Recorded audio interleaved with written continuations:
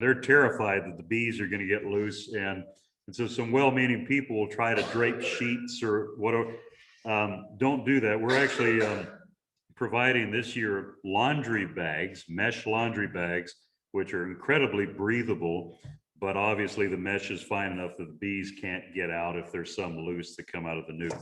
But yeah, just get them home as quickly as possible. Set the nuke up, like if you notice on the video there, we had the nukes sat right next to the hive that we're going to be putting them in, along with the introduction. The entry, the nuke, was also aligned right next to where the entry for the hive they're going to be in would be.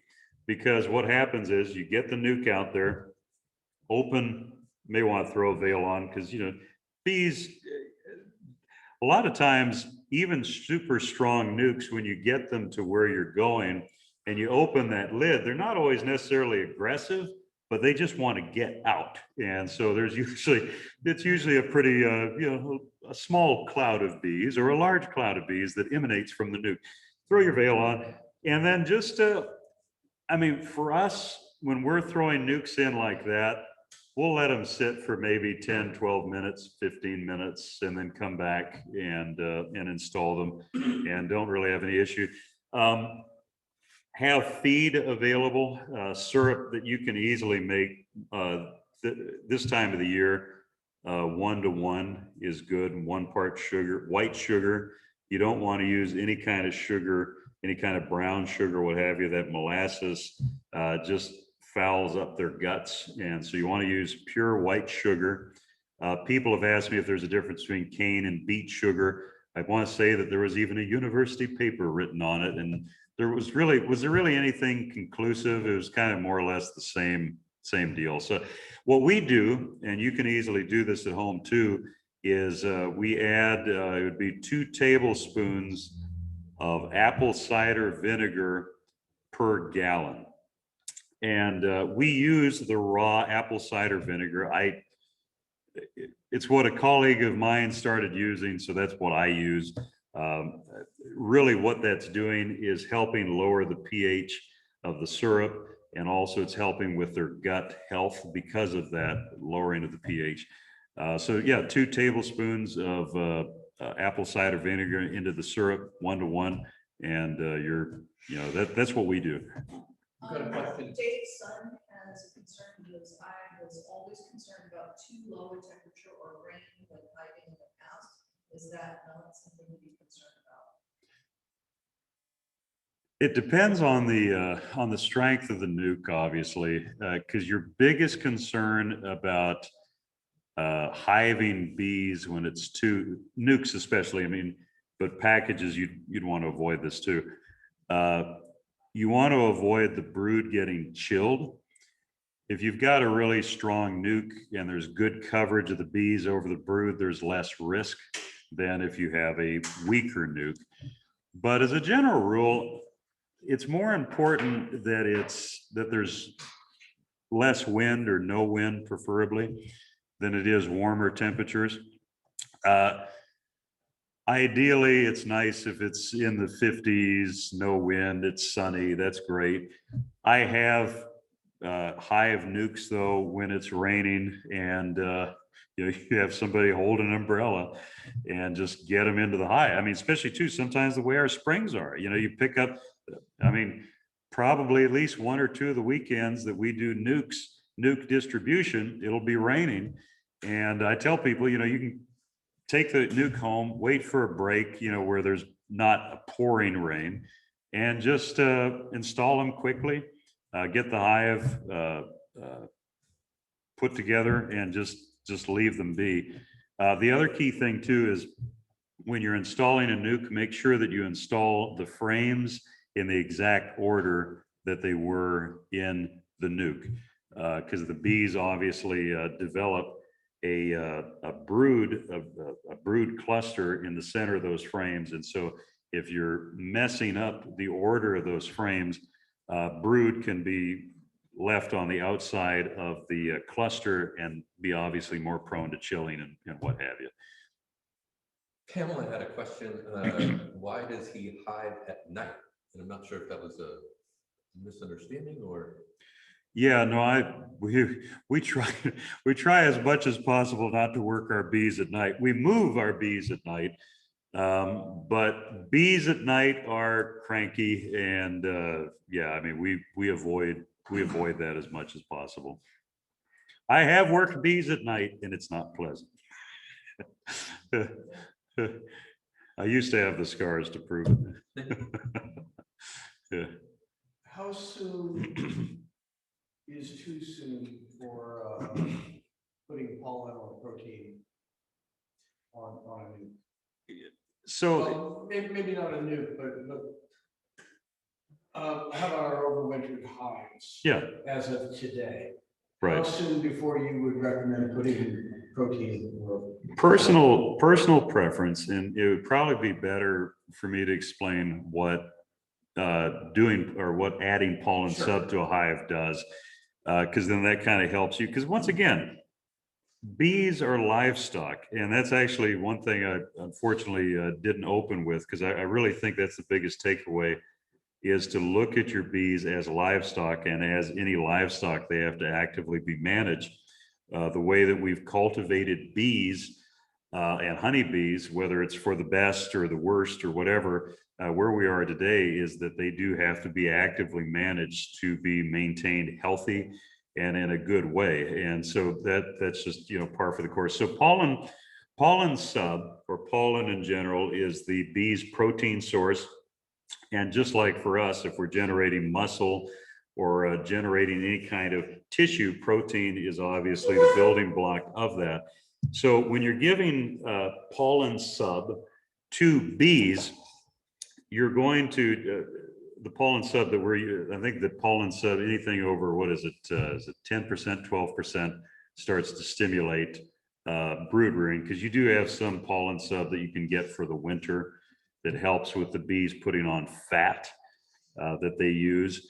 But even that fat that they're putting on for the winter is largely for what they're going to use as resources in building the brood in the spring. So that's what your pollen sub's doing. It stimulates brood production. Your nectar or syrup is your carbs. And so for us, we like to, for the bees that I overwintered here, because like I said, California's kind of different schedule.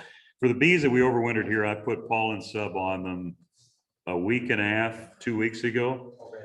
Yeah, as soon as, yeah, because for me, what I'm looking at doing is I want to split those bees. And so we're looking at probably splitting them second week of April. And so that's what we're geared for. Interestingly enough, a question that comes up fairly recent or on a regular basis, and I don't know whether I really have a good answer for it, is people will oftentimes ask me, what do I do if I have this big booming hive in the spring, but don't want any more hives? And it's kind of funny, because I'm not sure what a practical, that question comes up a fair amount. And I would say probably, you know, contact your local bee club, see if there's people who, you know, I guarantee you there's people who want to buy frames of brood and frames of bees. The other thing, I mean, you could do is, you know, was it live and let die, or live and whatever, and, you know, let them swarm, you know, take a chance. But that is a question that I do get on a somewhat regular basis. And for me, I see that as precious resource. And so I would lean more towards finding other beekeepers that maybe you can do a trade with. You know, if they're willing to come take some bees, they'll give you honey or some kind of trade, because that's a really precious resource. Kind of to follow up on the protein or the pollen patties. So you said should begin feeding 1-to-1. When do you stop feeding in the spring? After you've hived your nuke, obviously you've got 5 frames of bees.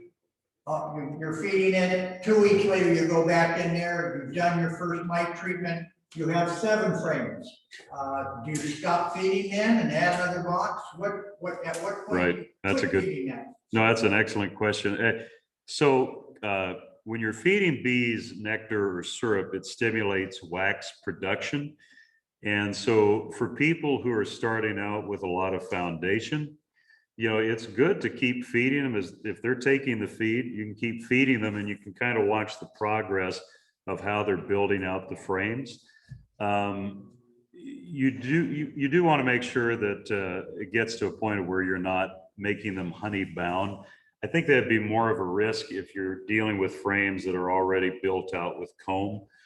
In our area, usually for a single, say, you hive the nuke in a single, I would say if they've got 2 or 3 solid frames of feed in mid-April, end of April, I would probably just keep an eye on them and just see what does it look like? Are they bringing in nectar?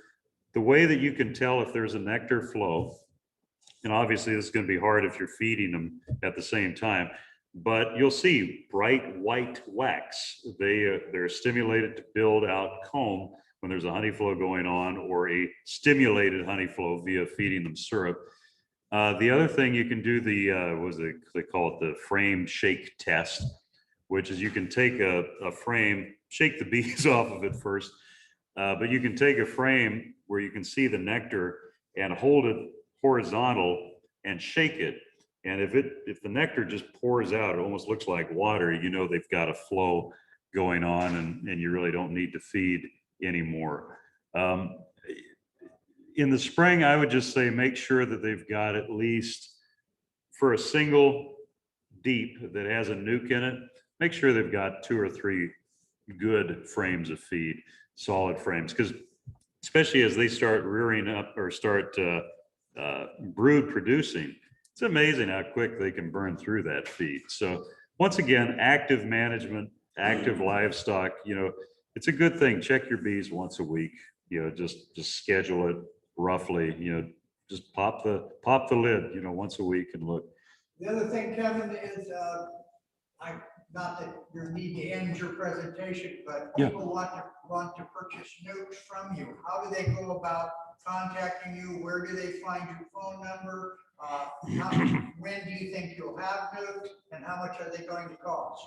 So right now, our nukes our nukes are on sale. I mean, we have people actually that start pre-ordering from August of last year, which is why it's really important that if you haven't ordered yet, that you order now, because obviously the later you order, the later the delivery date moves. And we cap around 1,000. We do 1,000 nukes a year, and we're around the 600 mark right now. This that have been pre-ordered.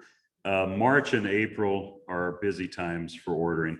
You can order online, our website, Hive, Hive, the number 5, hive5bee'z.com. You can give us a call. Chris, who's a wonderful, wonderful person who's helping me keep my sanity. She's actually taking care of all the nuke reservations for me. And the phone number for that is just the area code 360-706-4978. And we've got that retail store part of it too. But if you just go to our website, give us a call, shoot us an email, and we'll get it done. We take all forms of payment, including firstborns if they're old enough to work. Do you charge Washington state tax in the price of your nukes, or is that just built into it? No, any kind of bee product does not have to have taxes included. And so and I don't think I actually mentioned the price. For club members, and that is really important, when you order, make sure if it's via email or by calling, make sure you mention that you're an LCBA member, because that's a $10 discount. So 1 to 4 nukes is $155, 5 to 9 nukes is $150, and so on and so forth. We've got that. So when you go on our website, you're going to see $165 as the starting price, but as a member, just remember it's $10 off whatever price and quantity of nukes that you're looking at. No, and thank you guys again. Like I said, I can talk so easily. I get tired of hearing my own voice, but hopefully this is being helpful to some, if not all. And any other questions at all, or How old are the queens in the nukes? Say say that again? How old are the queens? Excellent question. 2021. They're this year's. You wanna Okay, repeat? and these Oh, are yeah, yeah. already, they're already incorporated in, or do they come in a little box? Yeah, they're already laying. Two really important, those are really good questions. First question, for those of you who may not have heard, is he asked, what year are the queens? Because some producers, I don't know of too many who would do this just because of the ethical part of it. But there are some guys who come out of the almonds, grab their old queens and make nukes out of them to get rid of their older stock. That is a practice that happens probably way more than what it should. But yeah, these are 2021 queens. And then the brood in those nukes is from that queen. So by the time you get that nuke, she has been accepted and you're good to go. Because yeah, there's some nukes that they'll actually come with a caged queen. We actually had some of those a couple of years ago, but obviously that's inherently more risky because she can get rejected and what have you. So, but we don't have any of those. So your nukes are being made up and they're actually in that nuke box for just a matter of a few days, which is why you're not including a feeder. Right, yeah. So, do I didn't actually hear you say it, but I presume that you're recommending that even after installing a nuke, that you include some kind of a feeder. Oh yeah. Okay. Yeah. I didn't No, actually hear you say it. no, that's a really important point, is that you want to make sure that, because the nukes can vary in weight as far as the weight of the feed. That's the other thing too, is that you can't always tell the quality of a nuke by its weight. Sometimes if you have a nuke that's just busting at the seams, the reason they're busting at the seams is that they're in overdrive creating brood, and they can be burning through their feed quite quickly. So you want to always make sure that they've got feed, and I would definitely suggest feeding them, because once again, when you're feeding bees syrup, it's stimulating their response that it's a honey flow. So it helps alleviate stress and just helps them get incorporated into where you're hiving them. And then if you're using a lot of foundation, it's helping them build out that foundation. Because for people who are wanting to produce honey their first year, I always tell them, go in not expecting that.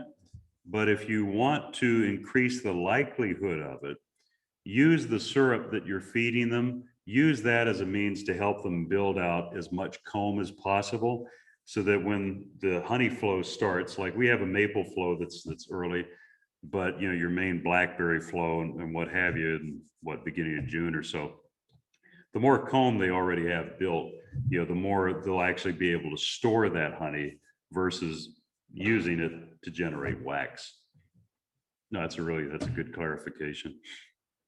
That's why I outsource my thinking. Any other questions, Rick? Yes, we have a question in the chat. So other than woods, who else sells queens locally? I have a hive with 2 boxes of these, and I'm sure till they get theirs. I know Harold does too. Harold from Beeline usually has queens available. And then, yeah, Alan is definitely the other go-to. I think really locally, that's really the only people I can think of. I mean, you can obviously go online and order from some of the larger producers, but I'd contact Alan first or Harold and just see where they're at with queen delivery dates. You're about getting it included. I do. What happened, we order several hundred a year.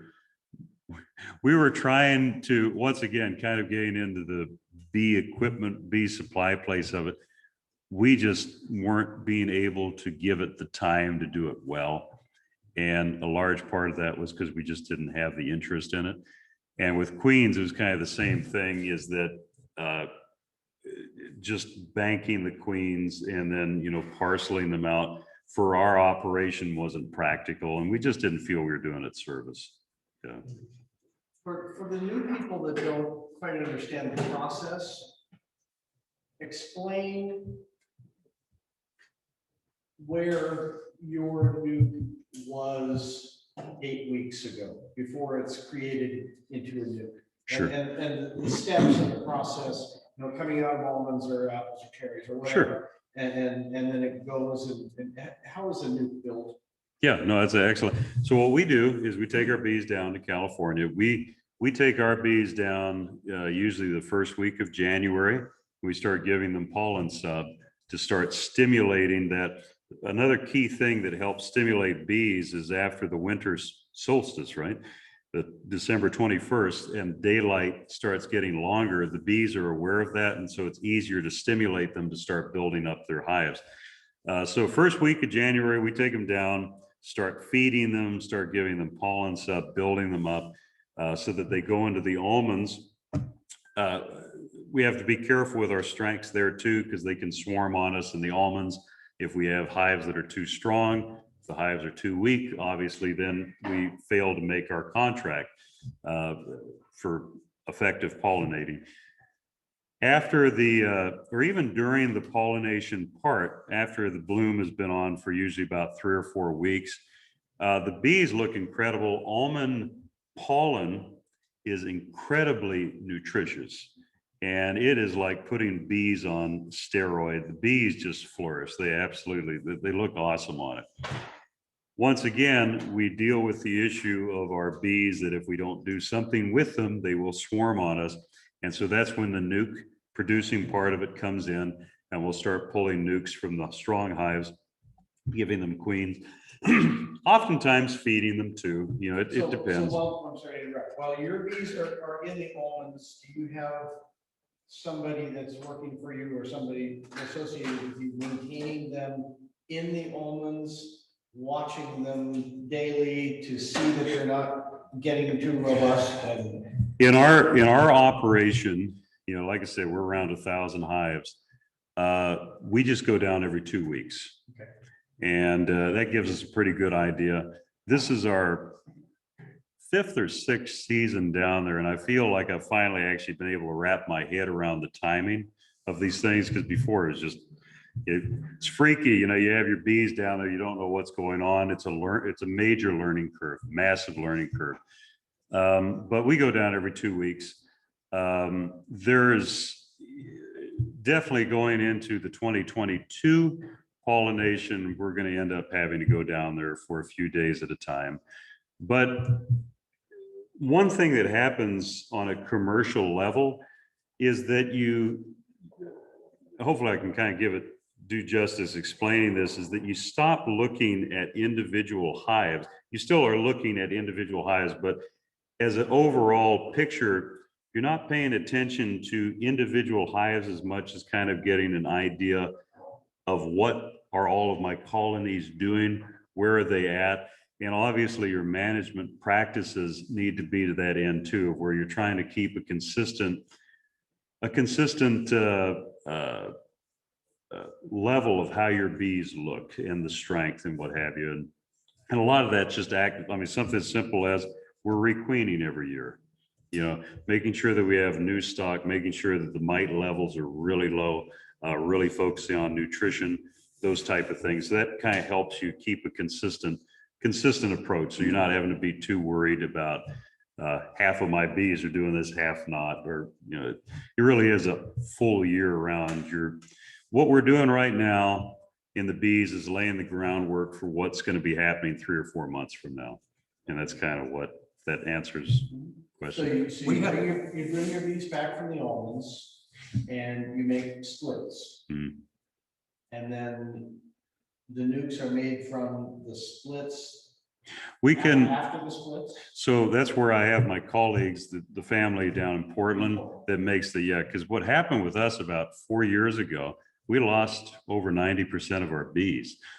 And so we're thinking maybe next year we'll start making nukes again, but we're more focused on using our bee. And like I said, I mean, my colleagues, I mean, we've been using their nukes for, it's going on 4 or 5 years, and they just excellent reputation, which is really important.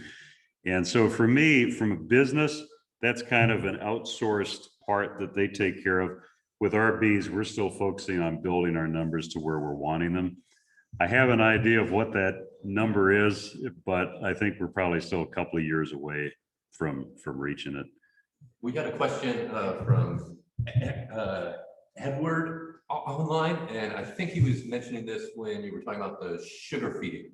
But he says, would it be better to use honey from a different hive when installing a nuke?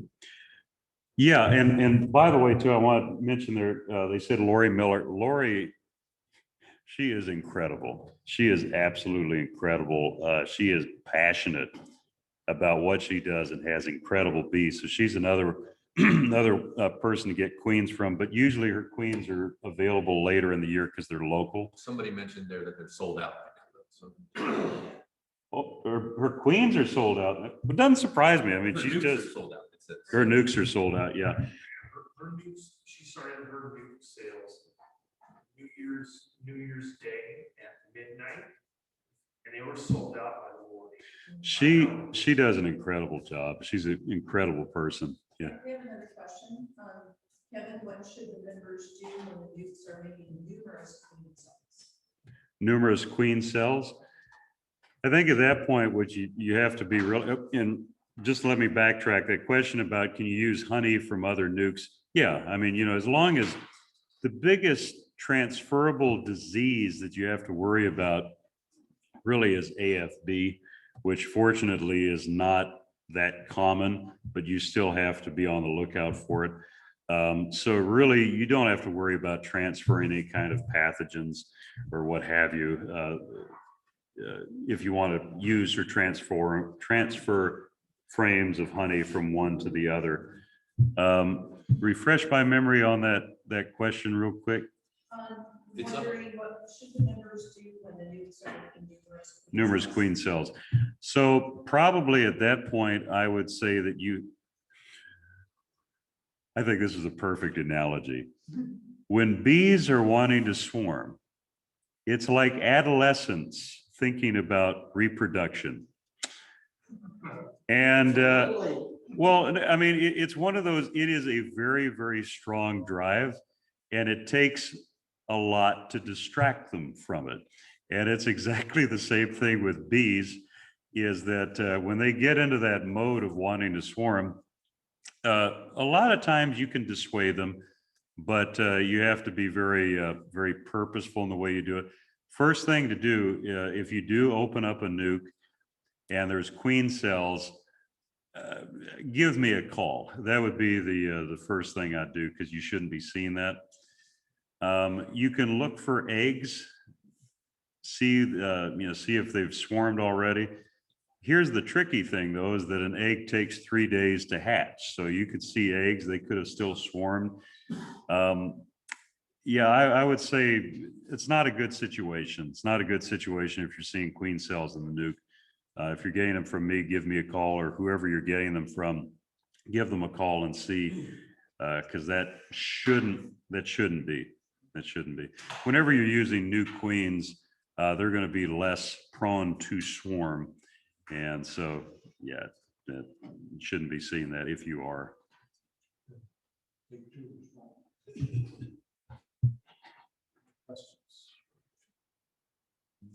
that the last question? Yeah. Cool. Well, no, thank you again, for inviting me here. Really appreciate it. And, good luck. I mean, the biggest thing is just enjoy yourself, but mites. That is the big thing, mites. And then just remember, they're livestock and need active management to flourish, and that's really, those are probably the most important takeaways. The rest you just learn. And like I said, I'm always learning. Yeah. Thank you, Kevin. Yeah, thank you. you. Great information. And Thank you. again, if you need to contact him, Hive5Bee'z. Oh, boy, that is beautiful. It's my forehead. Oh, no, I'm wearing a hat, so it's not Well, that's my forehead. fault. So that was a really great presentation. We look forward to more presentations in the future. But good luck on your bees this year, and Thank you. hopefully lots of Thank our you. members will be able to utilize your services. Appreciate it. Thank you. Thank you.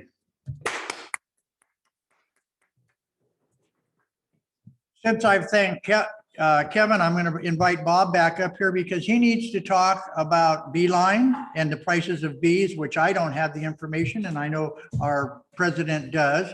So Bob will give you some information on where else you can purchase bees. And we will have a short business meeting at the conclusion of this meeting. So if you're interested in club business and the financial status, stick around, Bob. Boy, talk about Pressure. talk about a setup. I'm not entirely certain I know that the answer to that. The last number that we got from Harold when he called a couple of weeks ago, they were 135 for the packages. And Kevin, didn't you, or Rick, didn't you put all that information on? Yeah, Yeah, it's okay. emailed out. Okay, so rather than me give you bad numbers, which I'm afraid I might do, we do have solid numbers from Harold, and for the various size packages, et cetera, in Queens.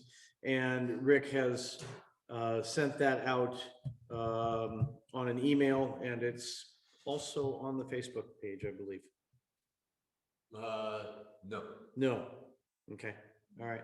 So scan your emails from Rick, and those numbers will be available there. And if you have a question, you can post it on Facebook and one of us will answer it, or give me a call. I have the numbers. I just don't have them with me. Packages from Harold Did you write it down? are 167, less 10%. Less 10%, right? So all of Harold's numbers are minus 10% to club members. So yet again, here's a reminder: if you have not yet completed your free, or at least at a bare minimum half price membership for 2021, be sure you get with Rick. Get an email off to Rick and get that done. And Bob, what is the number? I'm sorry. What is your contact number? My contact number? You want me to put it on the internet? Put it in the chat. I'll get a troll. Everybody knows how to get a hold of me. 360-219-6458. That is my cell phone. And we'll get you an answer. Cody, you got anything you want to share about the apiary? Oh, come on up here. We want to see you, Cody. That member. And mention that you're looking to put together a team.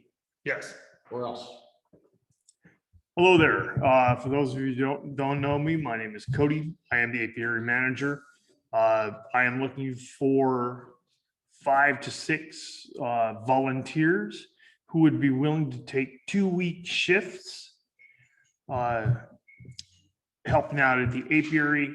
That means tending to the bees, feeding them either pollen or mostly sugar for the new bees that we're getting. We might be splitting some and making, and catching and helping me hive swarms that we catch. Hey, So Cody, is that 40-hour work week or 2-week shift? What does that mean? How many that, hours? at your discretion, visit twice. Visit twice. Pick a Tuesday or a Saturday. Go out there. Don't knock your hand on the microphone. My bad. Yeah. You're killing me. So I will need 5 to 6 volunteers. It runs easier with 6 to help out at the apiary between April and October. It's a couple hours for 2 weeks. You can make it as little as half an hour checking their sugar water. It would greatly help me out. And we do need volunteers for the rest of the bee shed. As far as what happened at the apiary this year, we lost 5 hives. We still have 6. I just remembered the top bar. Yeah. I just gave them 2 week and a half ago. I put grease patties on them, and here next week it should be good. Should be good weather like we had today. I will be starting them on pollen substitutes around St. Patrick's Day. I'm very holiday oriented, so St. Patty's Day, I'll start them on some pollen substitutes. And probably Easter, I will start them on a regimen of sugar syrup. And that is the end of the apiary report. Thank you very much. Steve, you got finance information? Are you gonna Rick do it? Okay, so a very brief finance update from Rick. And I have a question. Do you put green food coloring in your sugar syrup for St. Patty's Day? Should. You really should. Yeah. It's all about the holiday, right? Okay, Rick, wow us with some numbers. All right. Should be one of the last times you're hearing from me on this. Yes, I'll explain why. But because Steve is taking the helm here, and I will be more focused on the education part and planning our meetings and scholarship when that rolls around. Oh yeah, and this technology portion that lets us come to your house like this. Oops. So anyway, not a whole lot of transactions here. We did shift $5,000 out of the main account to the savings account, just because that's slightly more secure than our checking. Not that we have any worries about that per se, but it was just that there was quite a bit more in our checking than there was in the savings, and we'd like to keep that balance more around what we need for our operating expenses. So that account was, the checking account was down $5,000 and up $45 from dues, bringing us to $5,645.25. And then that savings account jumped up to $5,000. So that's at $10,004.34. And our scholarship account is at $2,010.41. And that recently got a huge contribution from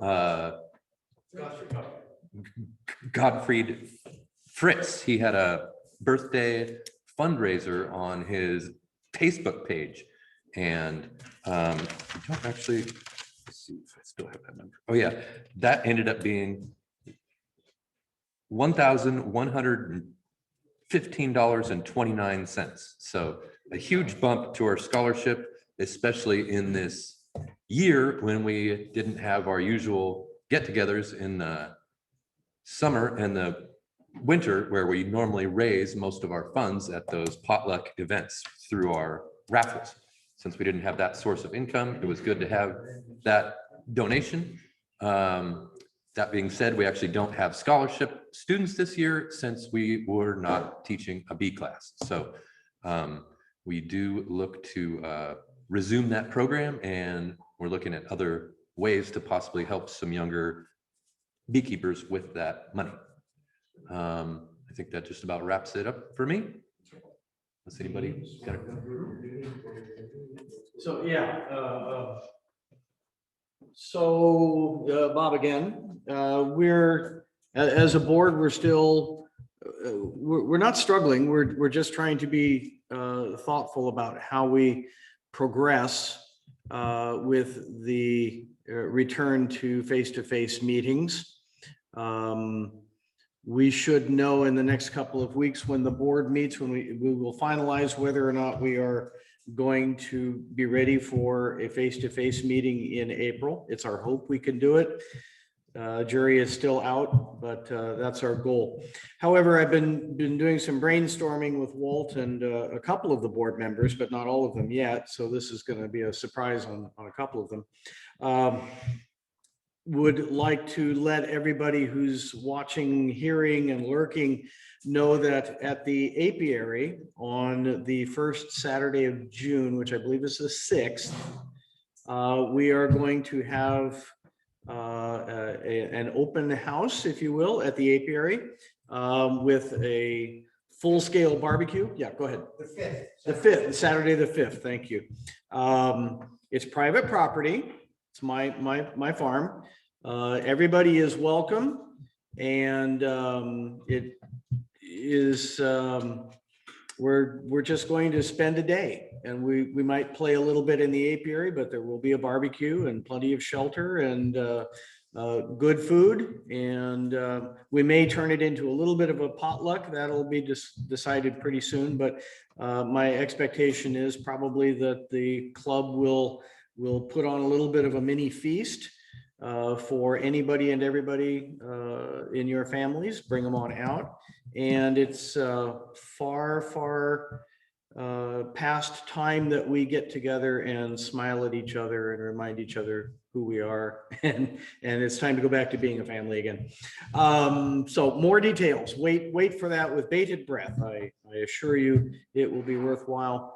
But more details probably within the next couple of weeks. And I just picked a day. The first Saturday of June just seemed like a good day. It will probably be hailing that day, or perhaps there will be a blizzard or something, but oh well, we'll do it anyway, and we will have fun, or else. What else? There are any questions out? Oh, Pamela, are you? I don't have a screen to look at. Is Pamela still there? She left. She left. Okay. The fair is a go for this year. Surprise, surprise. I'm the first person that you could have knocked over with a feather. I did not think it would happen. But the fair is a go. The county has assured us it's going to be an event that is going to occur. Pamela is in the process of trying to put together a little bit of a team to help her. She's got some health challenges after her surgeries and such, and she can use some assistance. So if you would like to get in on the ground floor, so to speak, and help the board and help Pamela with all the necessary tasks in the run up to the fair in August, please contact any one of the board members or contact Pamela and let her know of your willingness to help. She has asked for help, and she will be very appreciative if you would be willing to step up and help shoulder some of that load. Other than that, any alibis? Questions? Any questions from the? Yeah, questions from anybody on the board, or any questions from anybody who's watching or lurking? I'm looking at the person who's looking at the screen. Nope. Well, then it's all quiet on the Western Front. Good night. God bless, and we'll see you next month, hopefully in person. So be watching your email. Good night.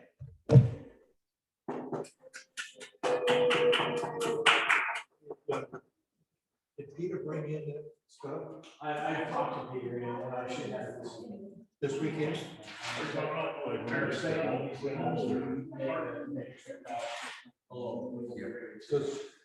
Looked like Kevin was there.